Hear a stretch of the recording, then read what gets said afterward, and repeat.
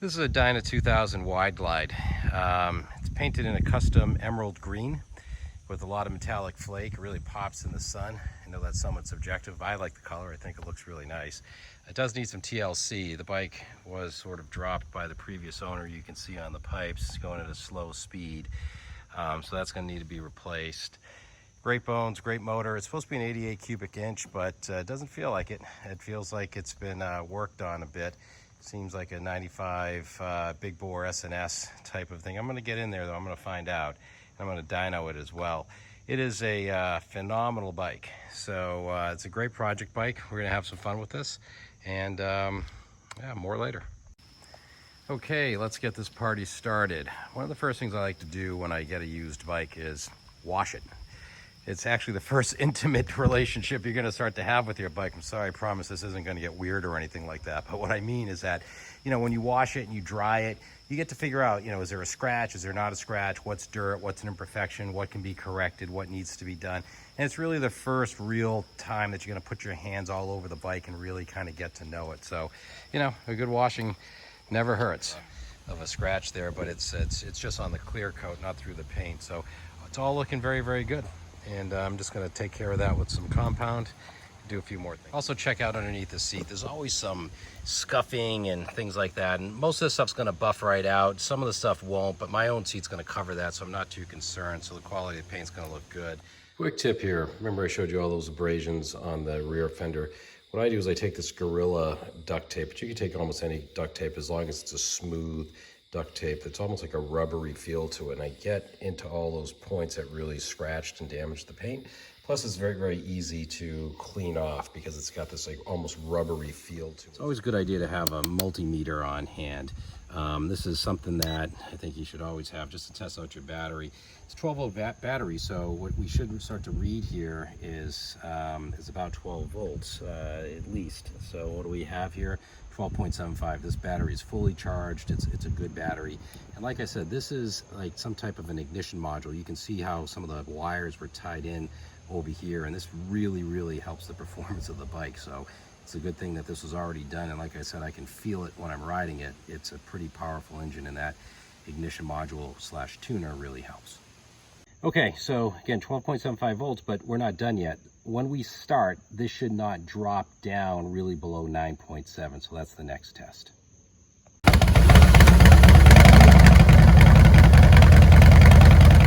Okay, like I said, there's a couple little scratches right here, but it's just on the clear coat, so that's going to be pretty easy to remove. It should come out with some compound. There's a few more scratches and just, you know, blemishes in here. Most of that's going to come out. Some of it won't, of course, but like I said, I'm going to have a seat there.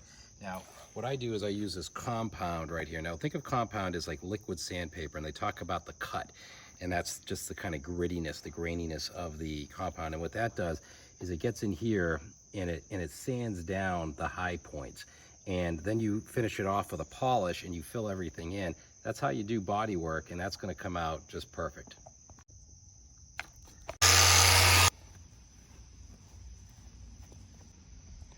Okay, that scratch is, you know, all but disappeared.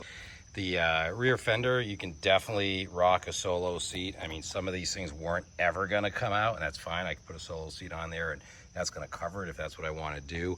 But definitely the fender looks pretty good. One of the things with this bike that I bought, the previous owner did a custom paint job, but did not yet put the Harley logos on there. So you can go to something like replacementdecals.com, and there's a whole bunch of different ones. Best thing to do is just tape it up where you think you like it, whatever looks the best to you and pleasing. There's no real right or wrong way, but there are ways that definitely look bad, and there are definitely ways that look better. So what I did is I used some string to just do some measurements here, and the peak of the tape here will meet up with the peak of the H, and the peak of the tape there will meet up with the peak of the N, and that'll get the angle correct, and then I just swing it over to the other side. So once you've done all that work, what you do is you figure out the high and low points of your decal itself, and when you're going to go put it on, you're going to pretty much line it up within this, you know, within this box effectively that you created, or this template that you created for yourself. And the strings, like I said, are there for measurements for consistency on the other side. I'm going to use a method where it's called the wet method, where you get a little bit of soapy water, put it on there, you can move the decal around a little bit, put it on, and eventually I'm going to get the tank clear coated so everything will sit. Decal will sit behind the clear coat. I really like the way this came out. Very, very nice and tight. Looks very classic. It's not overbearing. It's a good color scheme.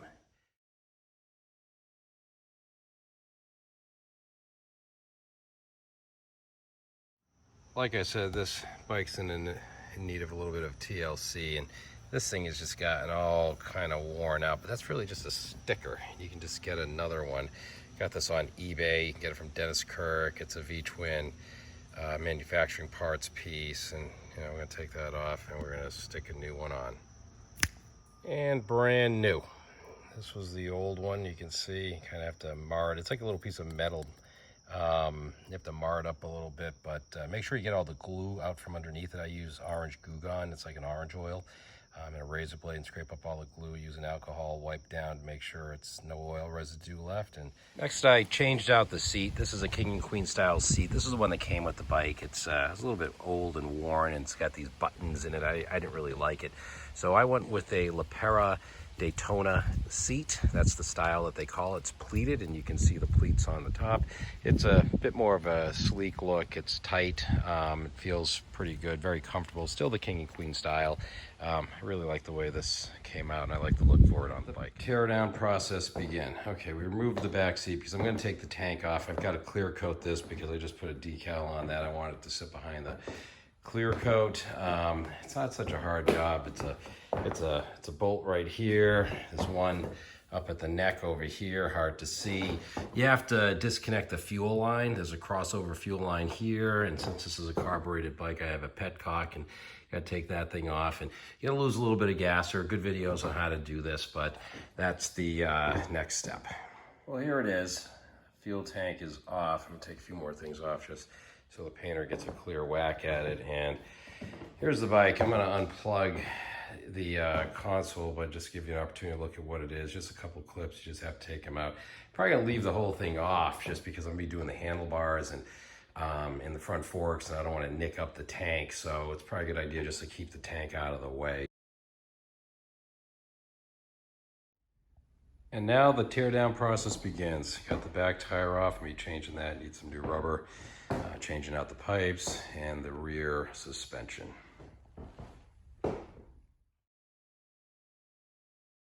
Alright, and then we just have to replace our tire. Get it off the tire cleaning tool. That's it.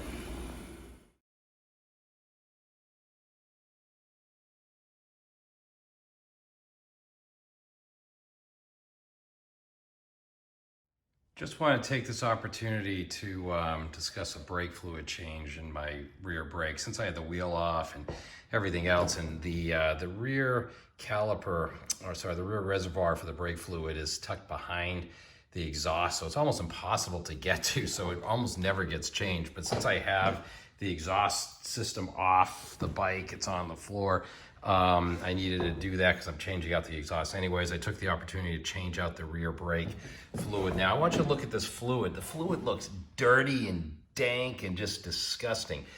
The color is supposed to be, well, for lack of a better phrase, like a golden bright urine. And unless it's clean, that means that your braking isn't going to be working so well. So it's always good to get the right brake fluid. This is DO25, and replace it when you have the opportunity. And that's what I'm doing here. And buy this little pump here. It's like 15 bucks on Amazon. It really helps speed up the brake fluid draining. Next thing I'm going to do is replace this old taillight. It's got a halogen bulb in it. I like the Custom Dynamics Pro Beam LED. I've used these before. It's a square back light. You just got to make sure it's the right fitment for your bike. It's pretty much a plug and play. So when you open up your taillight, see, that's your main power going into your taillight and blinkers, left and right turn signals. That's your left turn signal wire. That's your right turn signal wire that clips into here. And this is the taillight itself, and it just plugs in with one of these clips, and it's plug and play with the new guy. And then the new one just goes in, you know, like this, and only really fits one way. And you'll hear it click in, and you're good. you're all set. You just have to assemble it, screw it back in. Pretty nasty and, you know, really just showing its signs of age. And again, I went to the Custom Dynamics Pro Beam, and this is a protective covering, and you can see how clean that kind of makes the back of the bike look. It's just kind of shot, and suspension's so important. Its entire job is to keep the wheels on the ground and keeps traction and grip. I'm going with these Legend suspensions. I'm going with the Revo A model. These are, in my opinion, I did a lot of research, some of the best that you can find, you know, that are out there. And, you know, pretty simple, pretty nice. I'm gonna set the sag and preload and rebound, you know, once everything's all together. But I really like the way the emerald green metallic flake, and I'm going with like a gold, you know, kind of theme on this as well, just as an accent. What we're also going to do is change out the air filter. We're not going to really replace it. We're just going to clean it. This is an Arlen Ness. I like it.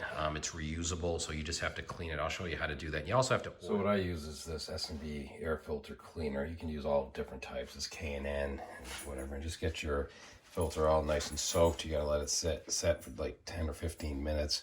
Let it really work through the dirt. And literally you just rinse it back out. And then you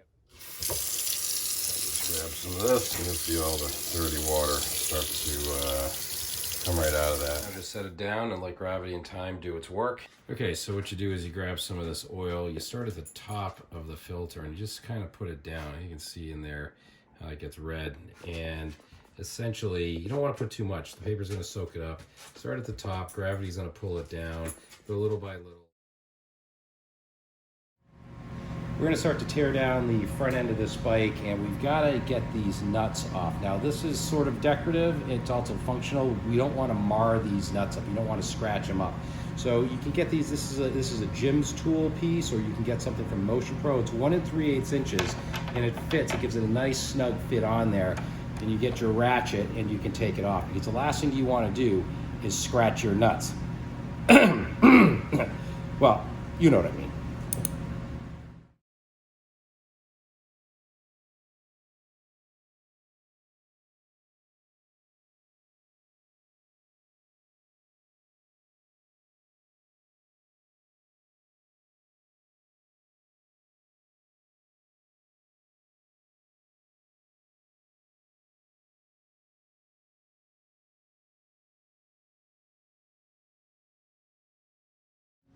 All right, I pulled apart the steering stem, and I want to show you something in here. Look at this bearing. Look at how nasty that is, all rusted and just disgusting. No wonder the bike wasn't handling very well. And this is the inner race, and you can see it's divoted out. So the bike was handling heavy, a little bit clunky. I get it, look, it's, you know, the bike's 20 years old. This is the bottom, what the bottom bearing looks like. But, you know, what happens is water gets inside, it starts to rust, and it gets all just very, very nasty. So we're going to replace all this stuff. The rebuild begins here, starting with the handlebars. Internal wiring and switches have been put on. Voila, a new Springer is born. I just put this on pretty loose, just kind of mocked it up, the handlebars, the controls, and everything else. I mean, the Springer front end's on pretty good. These are from TC Brothers. Very good price, super high quality. I also put this monoshock on there. It just gives it a bit of a smoother ride. A lot of guys do that. I even think I have enough cabling. I don't have any wires. I don't have to buy any new, just have to solder them together. It looks like I have enough clutch cable and certainly enough throttle cable. So really happy with the way this came out.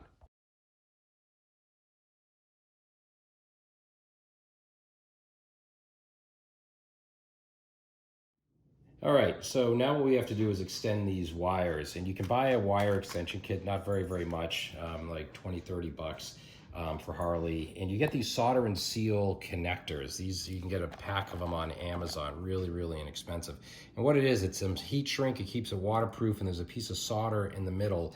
And what you do is you connect your wires together, get a heat gun, it shrinks down on everything and melts the solder, and you get a really, really strong connection in there. It works really, really well. All right, and just like that, we have extended the wires. A little bit of a tip here, use some WD-40, get it on the wires. This is the sheathing for the wires that came with the bike. You kind of push it back up the handlebars a little bit. And then you can pull it back down over the connections that you make. So pretty good tip. Use a little bit of WD-40, gets it a little bit lubricated, pushes these things up a little bit, and then you can pull them back down.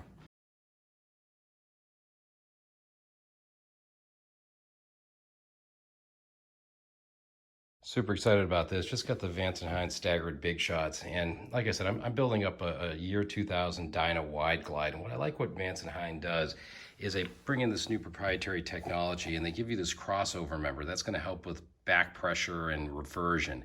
And essentially it's a 2 into 1 into 2 system, but it's going to look like a straight out 2 into 2 system, and very easy to pull out the baffles to remove a screw and pull them out. I don't know if I'm going to do that yet.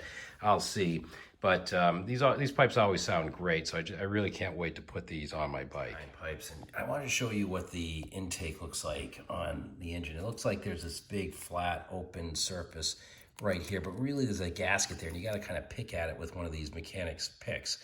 And what that eventually ends up looking like is, if I can just get right in there, sorry, you can kind of pull it right out with your hands eventually, and it comes out. This is what creates an air seal. Now, this is what your new one is going to look like, and you just kind of pop that back in. Now remember, there's a front and there's a back. The back side is a little thicker. That's the part that goes towards the inside of the engine. And there's a thinner tapered side, and that's where the pipe snugs in.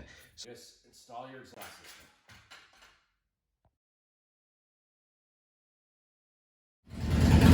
Well, it works. Started it up. Started right up.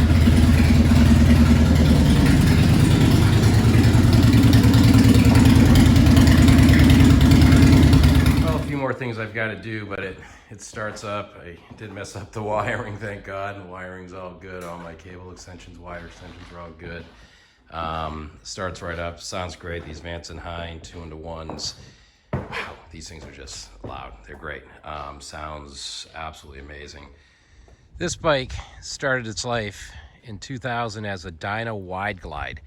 Now, clearly, I took off the front suspension. I went with the TC Brothers front-end Springer suspension system, and let me tell you, it is great. And the guys at TC Brothers, big shout out to them.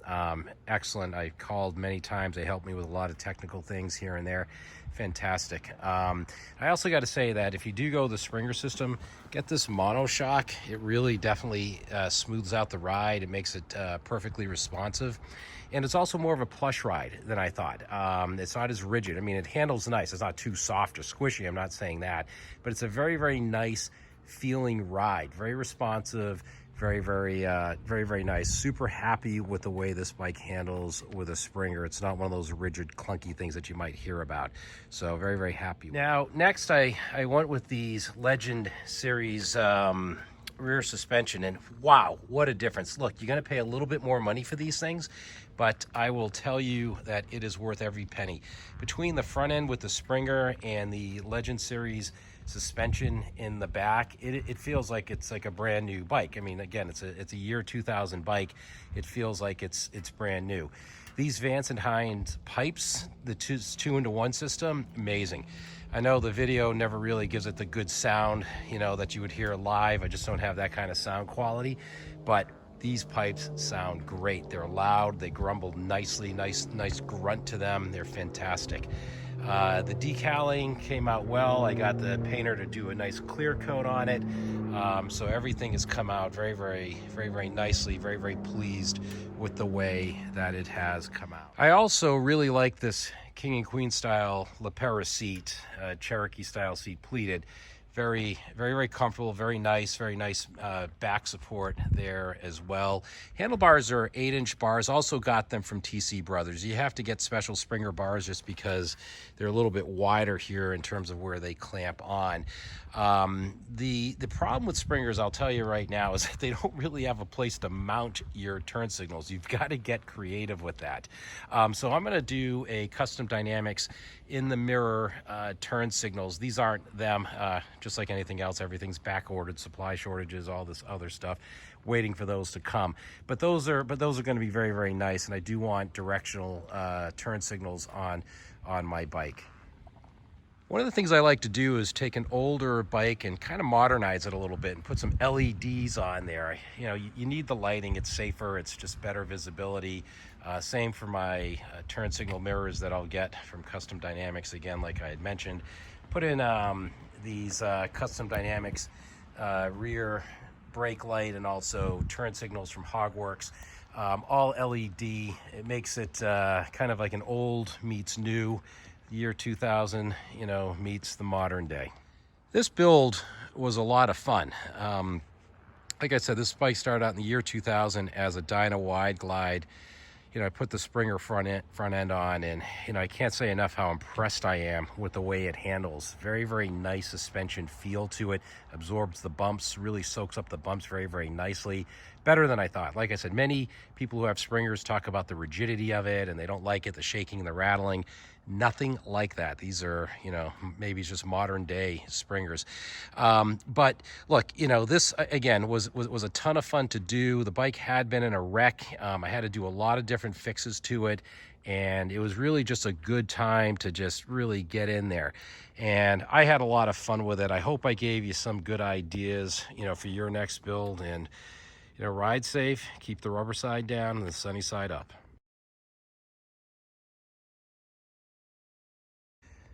Dogs not included.